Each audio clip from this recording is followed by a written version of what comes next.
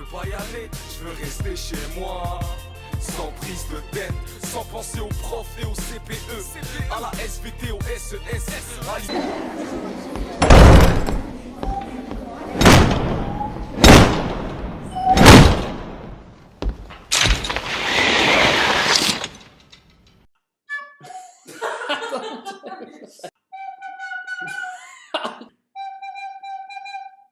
Bonjour, j'espère que vous allez bien. Moi, je suis super content de vous retrouver.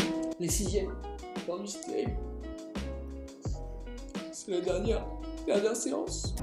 C'était la dernière séance et le rideau sur l'écran est tombé. On se revoit pas avant. Pour 2 semaines. 2 semaines de vacances. Je vais faire quoi chez moi là, je vais traîner là. Je vais faire quoi? J'ai pas de cours à faire là. Je suis un peu embêté parce qu'à l'heure qu'il est, je sais pas exactement comment ça va se passer après les vacances. Certains me disent qu'on va rentrer, d'autres me disent qu'on sera encore confiné. Il y en a même qui me disent qu'on sera plus confiné, mais qu'on pourra pas aller au collège.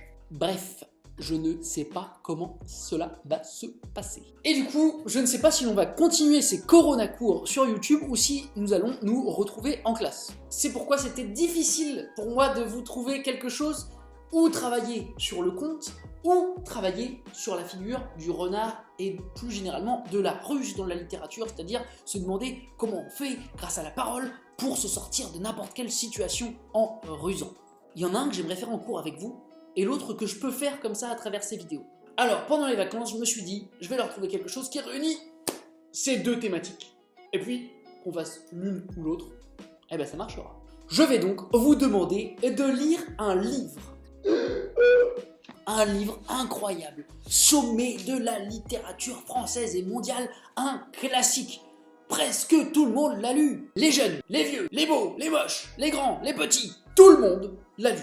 C'est un roman écrit, et là c'est le petit bonus, par un Lyonnais. Oui. Il y a un Lyonnais qui a écrit un roman lu dans le monde entier, partout, par tout le monde. Si vous allez jusqu'à la place Bellecour, alors, n'y allez pas en ce moment, hein. Attention, je vous fais confiance. Si vous allez jusqu'à la place Bellecour, vous voyez la statue d'un grand cheval. C'est pas lui. Mais vous continuez un peu. Tac. Et au bout de la place Bellecour, il y a une petite statue dans le coin, il y a le coin gauche, mais ça dépend d'où on vient. Il y a une petite statue. Un grand bloc comme ça qui monte, et en haut de cette statue, on voit le héros de ce roman que je vais vous demander de lire. Il est dans les étoiles, il rejoint le ciel, et ça tombe bien, c'est fait exprès. Ce héros, c'est le Petit Prince. Je vais donc vous demander de lire Le Petit Prince d'Antoine de Saint-Exupéry pendant les vacances. Et c'est tout. C'est cool ça, non? On lit un livre, on se fait plaisir, et c'est tout. Ah monsieur? Mais si j'ai pas le livre à la maison, je fais comment là? C'est Corona là, c'est coronavirus là monsieur. Parce que j'ai quand même essayé de réfléchir avant de vous donner ça à lire. Et j'ai voulu vous donner, bien sûr, un livre que l'on peut trouver en ligne. Il est disponible, on peut le télécharger gratuitement. On peut le télécharger, on l'a sur son écran et on peut le lire. Je sais que c'est pas forcément agréable de lire sur un PC comme ça. Bon, c'est la meilleure solution en attendant mieux, d'accord? Si on avait été au collège, j'aurais pu vous donner des exemplaires physiques, mais là, c'est pas possible. Donc, c'est la meilleure solution pour que tout le monde puisse lire le même livre. Je pense qu'il y en a quand même certains d'entre vous qui pourraient l'avoir chez eux, d'accord? Demandez quand même à vos parents. Il y a quand même beaucoup de professeurs qui ont demandé à leurs élèves de lire ça, d'accord? Donc peut-être que vos parents, on leur a demandé de lire ça quand ils étaient plus jeunes. Peut-être qu'ils l'ont gardé dans un coin. Demandez quand même, par curiosité. Sinon, je vous laisse le lien en description du téléchargement, d'accord? Du fichier à télécharger. Et comme j'imagine que certains d'entre vous, quand ils vont voir la taille du roman, c'est-à-dire une petite centaine de pages, alors c'est 100 pages, mais il y a des dessins, d'accord?